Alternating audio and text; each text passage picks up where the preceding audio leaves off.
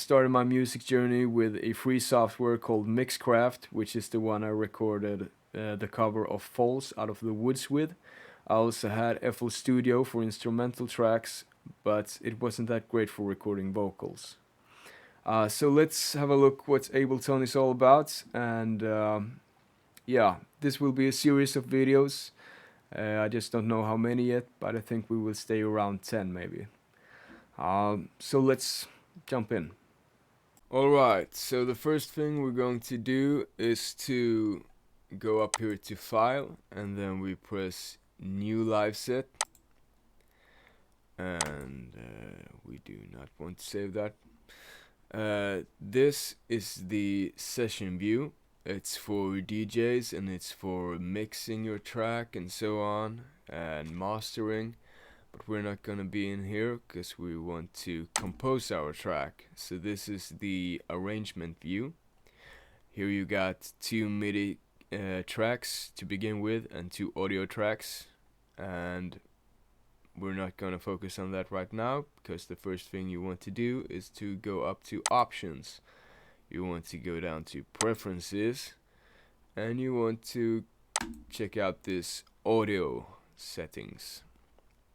So the first thing you want to do is to make sure that you have your interface plugged in, and it will be your input and output device. So in my case this is the Focusrite USB. Yeah, it's that one there. It's plugged in, and then we will go to this sample rate and make sure it's set to 48,000. Then we go down to latency and buffer size, and I've chosen 512 samples. You should be able to change your buffer size right here, like you do with the input and output settings. But in my case, I have to do it inside of the hardware. So I have to go up here to hardware setup, and then I can change the buffer size right here.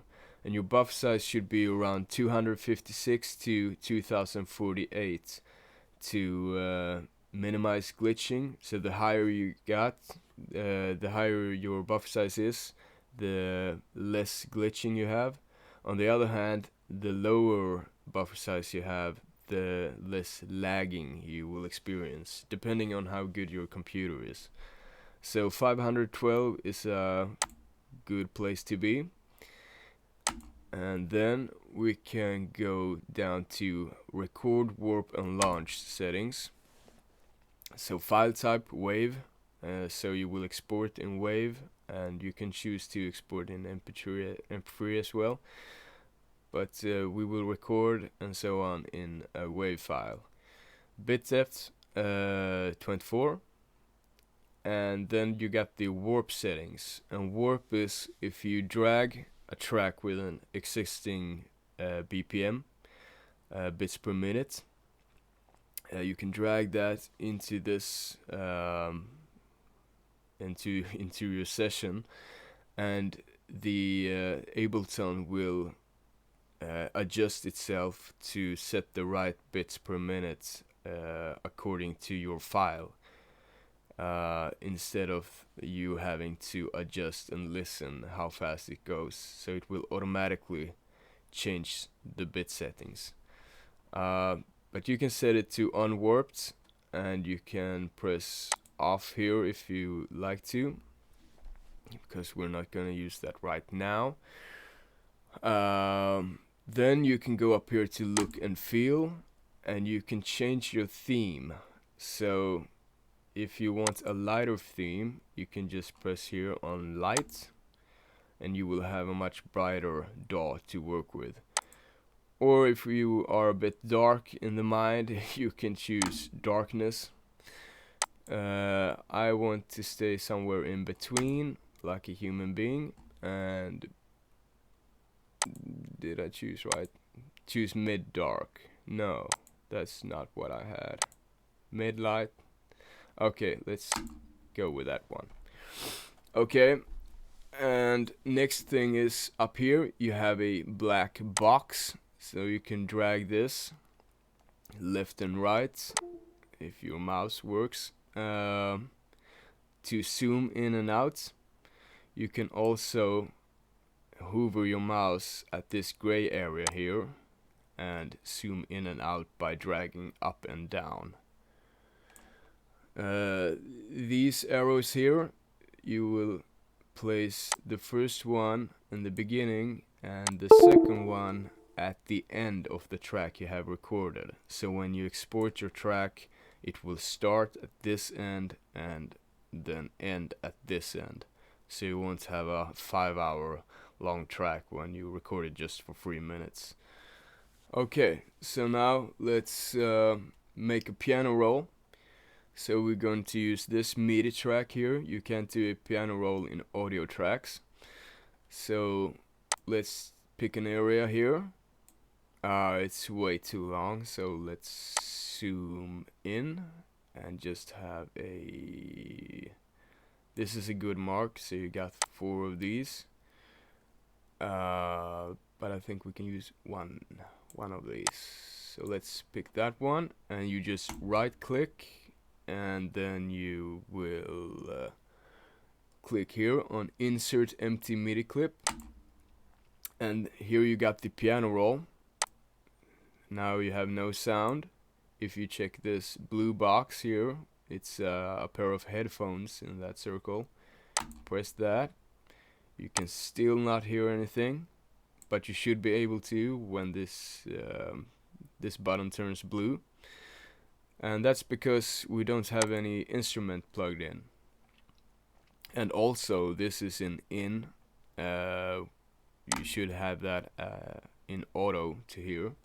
So let's pick an instrument. We go to this here and pick instrument, and then we go down to simpler, down to piano and keys, and we can go to grand piano. These are pre-installed in Ableton Live. I just have free VST plugins that are not included in the DAW, but these are. And so let's pick the grand piano and drag it over to the MIDI track. So now you got the MIDI, the instruments to your MIDI track, and if we press in on this button, you can play your MIDI piano.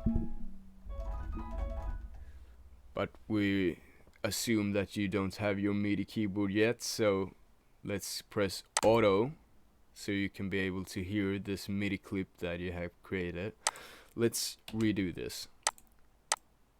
Drag here, right click, insert MIDI clip, make sure this is turned on to blue, and now you can hear your piano roll. So the next thing we want to do is we want to create a little melody here. So we just double click and we can drag this note how long we want it, and then we can press Ctrl D to copy it. We can also press Ctrl C and then press an area where we want it to be pasted, so then Ctrl V. Let's copy this, Ctrl D. Ctrl D is duplicate, so you can copy it directly to the side. And then we want to drag these, so we got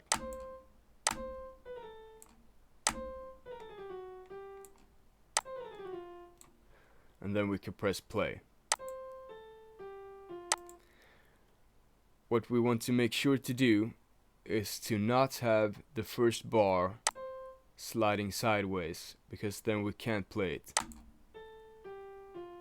Just those 3 notes. The first one is 0 volume. Okay, so now let's head back to the arrangement view, and then we can also do like this, duplicate, Ctrl D, and we can mark all this, press Ctrl C, and go down to the next MIDI track and press Control V. Now we got it doubled. Okay, so it was one more thing I wanted to show you there. Control S is the most important thing. It's save, and you want to do that religiously. So here you got all my projects, so you can just save it. And the next short command was yes. So if you got this, you copy that, and you press Control Z, you undo it, and if you press Control Y, you redo the thing that you did. And you can mark these, and you can press Control J, and then now you got one track, one clip of all of these four. And now you can press Control C to undo that. Maybe you want to have some reverb or some effects on this track. Let's just remove that. So we're going to audio effects. We go down to reverb and resonance, down to reverb, and I've chosen, I chose hall and then church. That's my favorite. So let's just drag it to the track like so, and now you see this little knob here. The more dry it is, it's no reverb, and the more wet it is, the more reverb you got. So let's play this section here. No reverb. Now it's full wet. It's okay, let's do it again. Dry, no reverb, wet, more reverb. Like so. There's another way to do this.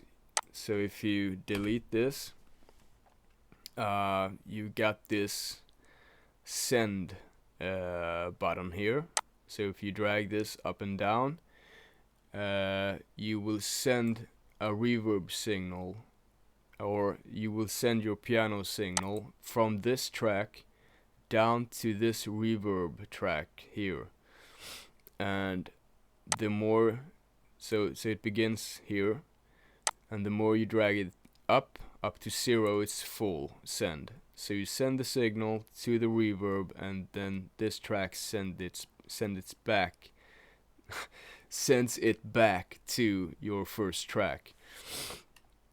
And it's a much cleaner way to do reverb, so it's not that greasy. So this is full reverb now, and this is dry.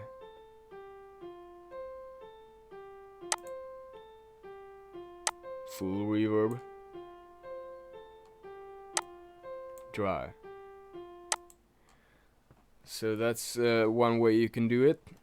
If you want to record audio, you can press on this track and make sure you have your input signal to the right channel here. So there's a mono channel here, and then there is a stereo channel, which I want to choose.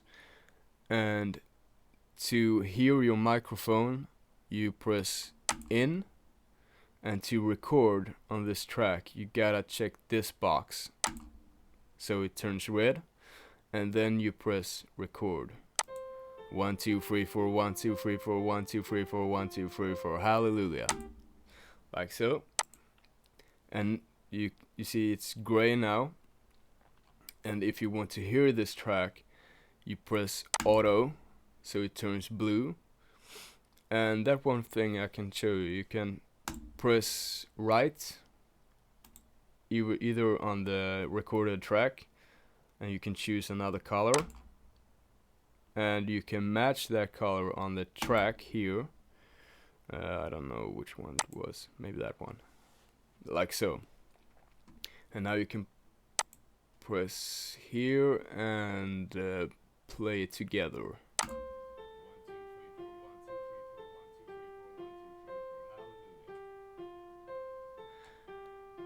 Okay, so the next thing I want to show you is solo. So if you just want to hear your recorded track, you can press the solo button here. Let me just turn this off okay. You can undo that button and press solo. And now let's play it again. You hear just the audio recording. Since I got the speakers, the piano went into the microphone, so you can hear it a little bit in the background. And if I unsolo it, you will hear the piano at full volume. You can also, because solo means just one track is playing. But if you want to play two tracks at the same time, but not the third one, you can undo the solo, and you see these yellow boxes here. So let's just play, let's see, let's just play the two piano tracks. So we got that one yellow, and let's undo this yellow. We can undo that too. So now we're just gonna hear the piano, because these two are activated and these two are not. Okay, so the last thing I want to show you is the tempo. Sorry, I have a cold. So if we play this track, we can adjust the tempo. So this is the tempo box. You got 120 bits per minute right now. And if we drag this down to, let's say, 86, we press play. It's much more slow. And if we drag it up again to 120, it's faster again. And you can also, while you are recording, so let's record this, and we can also adjust the volume. So this is your volume knob, so you can drag it up or down. And usually while you're exporting, it's recommended to have -6 on the master, but I can show you that in another episode. So let's drag it up a bit, so let's say +2, so you can hear it a little bit louder. And we press in and we record, but now we want to record at the same tempo that we have set up here. So we can press this box. It's a metronome, that's what it's called. And when we press record here, you hear the metronome. So you can sing a little bit like, one thing, I don't know why, doesn't even matter how hard you try. Keep that in mind, and the sound is rhyme to explain due time. All I know, time is a valuable thing. Okay, you get the idea. And now you can press auto again, so you can hear it. Let's uncheck the metronome.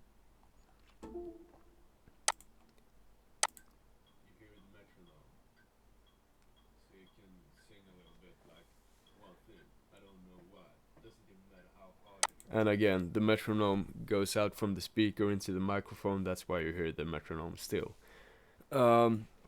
This is also a thing. There are short commands for duplicating, but I like to just right click. So let's remove this again. Right click, and then you press duplicate. Maybe you can do Control D. Yeah, you can press Control D so you duplicate the track. But I like to right click and press duplicate so I don't mess anything up. Okay, so let's remove it again, and then we just have 2 tracks, and we duplicate this because I just want to check how it sounds together.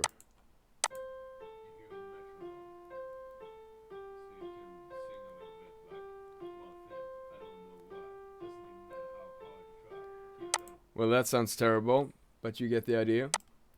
So yeah, that wraps it up for episode 1. But there is one thing I want to show you still, and it's how you export the track. So now you got this. So you can mark that. You drag it to the beginning, and now you see your little gray arrow there. We gotta zoom out, so we have the end arrow, and we drag it to the end of the track. And now we can go to File, and then we can go down to Export Audio, and it should show up. Okay, it's lagging a bit. Yep. And then we got the export, and you can set that you export from the master track, which is all your tracks are directed through the master track. So the master track is what you export. If you want to export a single track, you can choose your track down here on this list. And you got the render start, render length, like so, and file type wave, bit depth 16, you can set it to 24, and you also export an MP3 file. You can turn that off or on if you want to, and then just click export. And now I have something there, so let's save that as untitled, and you will find it in the file where you saved it. So okay, so that wraps it up for episode 1. I see you in episode 2.